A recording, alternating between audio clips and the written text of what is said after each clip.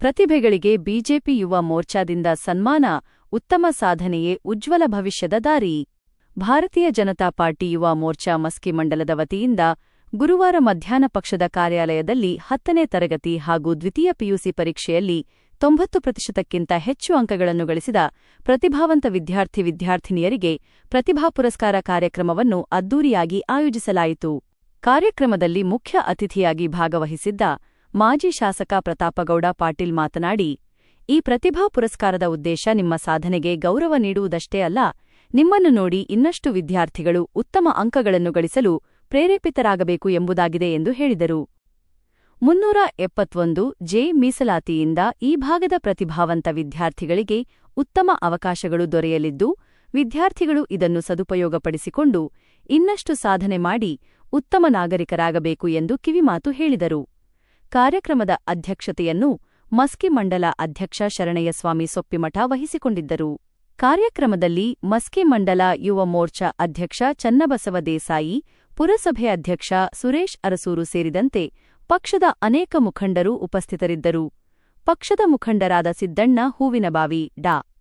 BH.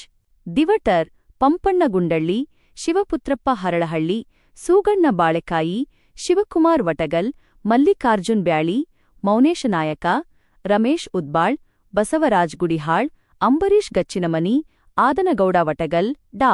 Venkatesh ಕೋಳಬಾಳ, Sharanegowda Umaloti, Ramesh ನಾಯಕ, ಬಸವರಾಜ್ ಉದ್ಬಾಳ್, ನಿವೇದಿತಾ ಬುಳ್ಳ, ಅನ್ವರ್ ಗೋನಾಳ, ಗಂಗಾಧರ್ ಕಂಬಾಳಿಮಠ, ನಾಗರಾಜ್ ಪವಾರ್, ಮಲ್ಲಿಕಾರ್ಜುನ್ ಗೋನಾಳ, ಅಕ್ಕಮಹಾದೇವಿ, ಅಡವಿಬಾವಿ ತಾಂಡ ಹಾಗೂ ನಾಗರತ್ನ ಸಂತೆಕಿಲ್ಲೂರು ಸೇರಿದಂತೆ ಹಲವರು ಭಾಗವಹಿಸಿದ್ದರು.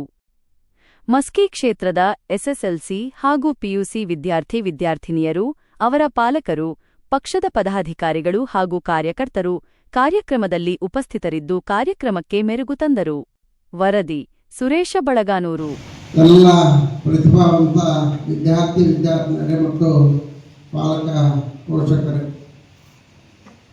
ಇವತ್ತು ಒಂದು ವಿನೂತನವಾಗಿರುವಂತಹ ಕಾರ್ಯಕ್ರಮವನ್ನು ನಮ್ಮ ಯುವ ಮೋರ್ಚಾ ಇವತ್ತು ಹಮ್ಮಿಕೊಂಡಿದೆ. ಇದರ ಒಂದು ಉದ್ದೇಶ ಇಷ್ಟೇ, ಮಕ್ಕಳಲ್ಲಿ ಒಂದು ಸ್ಪರ್ಧಾತ್ಮಕವಾಗಿರುವಂಥ ಒಂದು ಭಾವನೆಗಳು ಬೆಳಗಿ ಇವತ್ತು ಇಲ್ಲಿ ಏನು ಅವರಿಗೆ ಒಂದು ಸರ್ಕಾರ ಸನ್ಮಾನವನ್ನು ಮಾಡ್ತೀವಿ, ಅದು ಇನ್ನೊಬ್ಬರಿಗೆ ಪ್ರೇರಣಾದಾಯಕವಾಗಲಿ ಎಂಬ ಒಂದು ಉದ್ದೇಶದಿಂದ ಈ ಕಾರ್ಯಕ್ರಮವನ್ನು ಹಮ್ಮಿಕೊಂಡಿರುವಂಥದ್ದು. ಯಾಕಂದರೆ ಇವತ್ತು ಪ್ರತಿಯೊಬ್ಬ ಪಾಲಕರು ಶಿಕ್ಷಣಕ್ಕೆ ಮೊದಲೇ ಆದ್ಯತೆಯನ್ನು ಕೊಡುವಂಥದ್ದನ್ನು ಇವತ್ತು ನಾವು ಕಾಣ್ತೀವಿ. ಹಿಂದೊಂದು ಕಾಲದಲ್ಲಿ ಇವತ್ತು ಕಲ್ಯಾಣ ಕರ್ನಾಟಕ ಅಂದ್ರೆ ಶಿಕ್ಷಣದಲ್ಲಿ ಬಹಳಷ್ಟು ಹಿಂದುಳಿದ